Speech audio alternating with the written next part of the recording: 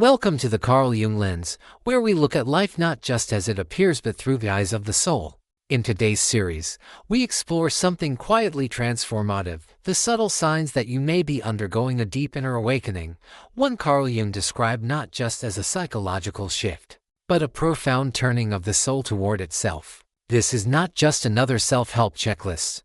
What we're talking about is spiritual tectonics deep rumbling beneath the surface of the everyday self. If you've found this podcast, maybe something inside you is already shifting. Maybe the questions you're beginning to ask aren't ones with quick answers.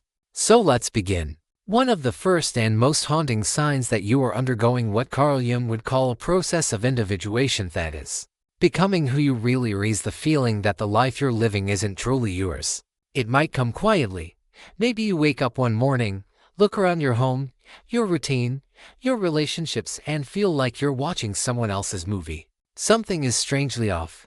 Like the set is correct, the lighting is fine, the lines are being delivered, but you're not really there. Or rather, the one who is there isn't really you. Jung spoke of this kind of psychological dissonance in terms of the personate social mask we all wear to function in the world. The persona is that which in reality one is not, Jung wrote, but which oneself as well as others think one is. This mask isn't inherently bad. It helps us navigate society, build relationships, fulfill roles. But over time, especially in environments where we're rewarded for compliance or punished for deviation, the persona can thicken until it becomes not just a mask, but a prison. Have you ever laughed in a room full of people and suddenly wondered, who am I laughing for? Have you ever caught your reflection in the mirror, dressed in your work clothes, wearing your best social smile, and felt like the image was hollow? That moment, that flicker of disorientation, it's not insanity, it's insight. It's the first whisper of the authentic self beneath the surface, longing to be seen. In Jungian psychology, the authentic self is not the one that gets the most approval, it's the one that waits in silence behind the noise of performance. And when this self begins to stir, it often does so with a quiet ache, a discomfort, a haunting. The life you're living might be full of what the world calls success, and yet you feel a growing void, like a low hum that won't go away. You might find yourself going through the motions of life like a ghost in your own body, checking boxes, replying to emails, showing up to obligations, but inside, there's a soul screaming into a pillow. That's not failure, that's awakening. Jung put it like this: we cannot live the afternoon of life according to the program of life's morning, for what was great in the morning will be little at evening. And what in the morning was true will at evening have become a lie. If you're beginning to feel that the life you've built no longer holds the shape of your truth, you are not broken. You are not behind. You are at the threshold. Imagine a snake, an ancient symbol across many traditions. It moves forward only by shedding its skin. But that shedding is not painless. In fact, it's a kind of death. The old identity, the old you, begins to crack and peel, not because you failed, but because you've outgrown it. This moment can be terrifying. You might think, what's wrong with me? Why can't I just be happy with what I have? Why am I suddenly questioning everything I used to want? But in Jungian terms, this is not regression, it's evolution. You're being pulled inward, not away from life, but toward it, toward a more whole, undivided experience of existence. This is the call of the self, not the ego, not the image, but the deeper organizing principle of your psyche that knows who you truly are and what you truly need. That call doesn't always come like a lightning bolt. Sometimes it comes like a splinter in your mind, a quiet unease, a restlessness you can't name. But it's real, and it's sacred. There's a mirror inside you. For years, maybe decades, it reflected back what the world wanted you to be. But now, something deeper is moving behind that reflection. It's blurry, mysterious. You can't quite make out the shape, but it's you, the real you, the one you forgot, or hid, or never dared to meet. This dissonance between the life you built and the life you long for isn't a problem to solve. It's a mystery to lean into. It's the beginning of descent, journey inward, down into the layers of story and self-image, masks and roles, until you find the quiet flame at your center. Jung often reminded us that the path to wholeness is not about becoming better than we are, it's about becoming who we are, not a higher version of the mask, but the face beneath it. So if you find yourself staring at your life and wondering, who is this for? You are not alone. In fact, you are right on time. You are being invited to rewrite the script, to move from the persona to the self, to remember who you were before the world told you who to be. And yes, it may feel disorienting, lonely, even frightening. But here's the thing, the real you is not lost, just buried. And every ache you feel is a breadcrumb on the path back home. So let me ask you this. If your soul knocked on the door of your life today, would it recognize the place? Welcome back to the Carl Jung lens. If you're here again, it means something in you is awakening. Not just to a new idea, but to a deeper reality that has always been quietly moving beneath the surface of your life. In our last episode, we talked about the eerie, sometimes painful feeling that the life you're living doesn't fully belong to you anymore. That realization can be the crack in the mask. But what often follows is stranger still and more revealing. Let's talk about patterns. You begin to notice things repeating, odd synchronicities, emotional loops, the same arguments, the same heartbreak, the same kind of boss, the same kind of friend, the same lesson, dressed in different clothes, knocking again and again at your door. At first, it might seem like coincidence, but then it's unmistakable. You're not just experiencing life, you're beginning to see it. Jung wrote, "Until you make the unconscious conscious, it will direct your life, and you will call it fate." That line has echoed in the hearts of seekers for decades, and for good reason. It's not poetic exaggeration, it's clinical precision. What we refuse to see in ourselves, we attract in the world. What we exile inward becomes the puppeteer of our external experiences. If you've begun to sense that certain recurring themes in your life are not just bad luck, you're tuning into something Jung saw as vital to psychological growth. The dance between the conscious ego and the unconscious mind. This isn't a spooky "the universe is against me" kind of story. This is a mirror being held up to your inner world by life itself. The same types of people appear again and again, not because you're cursed, but because your soul is trying to work something out. Your wounds are trying to speak through your choices. Your pain is seeking resolution by placing itself back on the stage over and over until you no longer run from the role, but rewrite the script. Imagine your life as a spiral staircase. You keep arriving at what seems like the same place, but each time, you're seeing it from a slightly higher perspective. That's growth. That's healing in motion. These patterns are rarely logical at first glance. Why do you keep choosing emotionally unavailable partners? Why does every job you take end up draining your soul? Why do you sabotage yourself right when things start going well? From the outside, it might look like self-destructs, but through the Jungian lens, we begin to see something else, the dialogue between your unconscious mind and your conscious choices. Jung spoke often of the complex emotional patterns built around a core of unresolved psychic energy. A father complex, a mother complex, a rejection complex. These are not just wounds, but magnetic fields. They pull us into familiar territory, again and again, until we bring light to what lives in the dark. He wrote, "Everyone carries a shadow, and the less it is embodied in the individual's conscious life, the blacker and denser it is." This is the psychological truth of the patterns we repeat. The shadow of those rejected and loved, hidden parts of ourselves does not go away simply because we ignore it. In fact, it grows stronger, and it finds ways to show itself in the world around us. Think of a mirror, but not the kind you hang on your wall. A living mirror, one that walks and talks and sometimes breaks your heart. That is how the unconscious reveals itself through projection. The things we refuse to own within ourselves, we meet in the people around us. The betrayal, the coldness, the chaos. Each encounter asks, is this what lives in you too? This is not about blame. It's about revelation. Take the story of someone who constantly finds themselves overlooked or unappreciated. In every relationship, they give and give, and yet they are always left feeling invisible. Is the world just cruel, or is there a deeper pattern at work?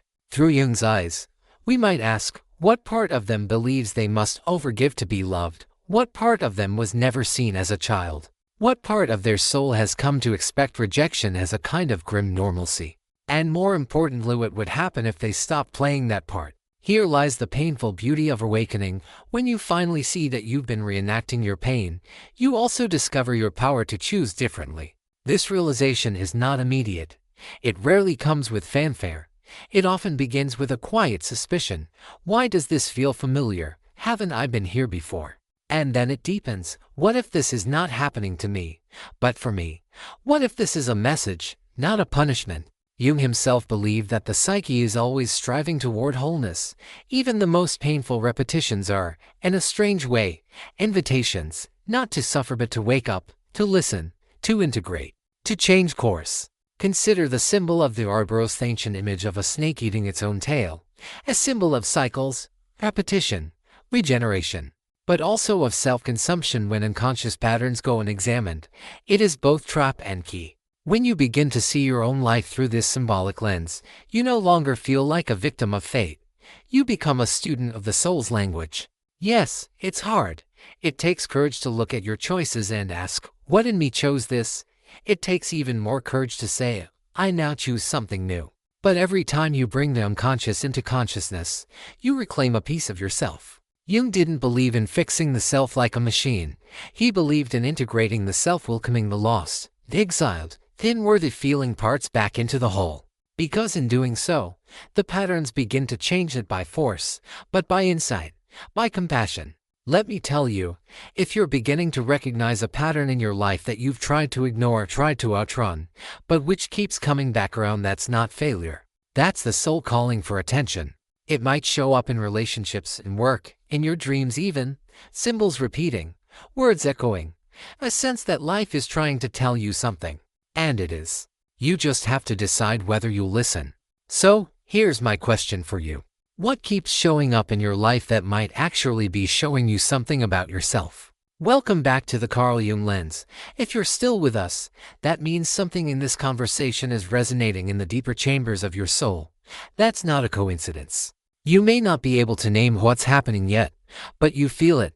A subtle shift, a quiet whisper within, growing louder by the day. Today, we turn our attention to a sign that often catches people off guard, not because it's loud or dramatic, but because it feels so different from how we've been taught to live. You begin to crave solitude. Not isolation in the painful sense, not loneliness as in being unwanted, but solitude d'être, spacious silence, moments of reflection, deep inner stillness. A pulling away from the noise and motion of the outer world, not because you've lost interest in life, but because something inside is asking for your attention. It might start slowly. You turn off the music more often. You spend longer moments alone after work. You start walking without your phone. And then you realize you're not bored. You're beginning to feel present, awake, deeply, quietly alive. Carl Jung believed that real transformation does not happen through external achievement, but through inner alignment, and that alignment often begins in the quiet. He wrote, "Who looks outside dreams, who looks inside awakes." This inner awakening demands space, not because it's dramatic or chaotic, but because it is sacred. When the psyche begins to stir from its sleep, when the deeper self begins to rise from the underworld of your unconscious, it asks for one thing above all: your attention. You may find that the things that once thrilled you, parties, constant connection, endless scrolling, begin to lose their luster. You may begin to feel a strange resistance to superficial conversations, small talk, or performative busyness. You're not judging it. You just feel pulled elsewhere, inward. Think of a seed. It does not grow in the light first. It grows in the dark, buried, still, alone. And yet it is there in silence that the roots take hold, that the mystery unfolds, that life begins. In Jungian terms, this movement inward is part of a process he called active imagination, a method of engaging the unconscious by creating space for the symbols, images, and emotions within to emerge. This is not about figuring everything out. It's about listening, witnessing, making room. You may notice your dreams becoming more vivid. You may begin to journal not as a task, but as a need. You may feel the urge to sit by a window for hours, just watching the rain fall. You may even withdraw from relationships that feel loud, heavy, or surface level, not out of anger, but because you are returning to yourself. This can be confusing. People may ask if you're okay. They may wonder why you're pulling back, and maybe you don't have an answer for them yet. But deep down, you know something is changing, and it needs space to breathe. Jung understood this not as regression, but as incubation. He compared the soul's deep work to alchemy, the ancient practice of turning base metals into gold. And he believed that this psychological alchemy could only take place in the vessel of solitude, where the ego could be softened, and the unconscious allowed to speak. He wrote, "In each of us there is another whom we do not know, He speaks to us in dreams and tells us how differently he sees us from the way we see ourselves. This other is not a stranger. It is the forgotten self-intuitive, feeling poetic, spiritual part of us that has been drowned out by the noise of performance, productivity, and pressure. In solitude, it begins to speak again, sometimes in words, sometimes in images, sometimes in tears you can't explain. This is not weakness. This is healing. Imagine a mirror lake. When it is stormy, nothing can be seen, but when the surface calms, the reflection becomes clear. This is what solitude does to the psyche. It clears the surface. And in that stillness, the soul can see itself. You may find yourself drawn to symbolic images, mirrors, caves, forests, oceans. You may be inexplicably moved by poetry, music, or ancient stories. These aren't distractions. These are doorways. This is the symbolic language of the unconscious reaching toward you, asking you to come closer. There's an ancient mythic structure to this phase of awakening. In many spiritual and psychological traditions, the seeker withdraws from the world before returning transformed. Think of the monk in the cave, the hero in the underworld, the caterpillar in the cocoon. These are not metaphors, they are blueprints. What is the cocoon but a holy container of solitude? And yet, this sacred phase is often misunderstood, especially in modern culture, where visibility is equated with value, and constant motion is mistaken for progress. But the Jungian path honors the wisdom of withdrawal. It sees your desire for silence not as emptiness, but as richness, not as retreat, but as deep listening. You are not losing your place in the world. You are rediscovering the place within you that was never lost. Of course, this solitude isn't always comfortable. It may bring old emotions to the surface. You may face memories, regrets, griefs you thought were buried. But this is part of the process. The light of awareness reveals what has been hidden, not to hurt you, but to free you. There may be nights where the silence feels heavy, moments when you long for distraction, but choose presence instead. These are the sacred hours of transformation. The moments when you hold yourself not because someone told you to, but because something deeper in you knows how. You are becoming your own anchor. And something beautiful happens when you surrender to this space. You start to hear yourself again. Not the inner critic, not the voices of the world, but the voice beneath the voices. The voice of knowing, of intuition, of quiet wisdom. This voice may not give you the answers right away, but it will ask the right questions. And in time, it will lead you not to the life others expect, but to the life that is truly yours. So if you're finding yourself turning down invitations, stepping away from noise, sitting longer in silence, say do not fear. You are not vanishing. You are becoming. You are not escaping the world. You are learning to meet it from a deeper place. You are descending into the depths not to stay there but to bring something back. Because one day, this silence will flower, the cocoon will break open, and the you who emerges will no longer be living someone else's story. You will be rooted, centered, alive in your own truth. So let me ask you this. When was the last time you sat in stillness, not to escape the world but to finally meet yourself?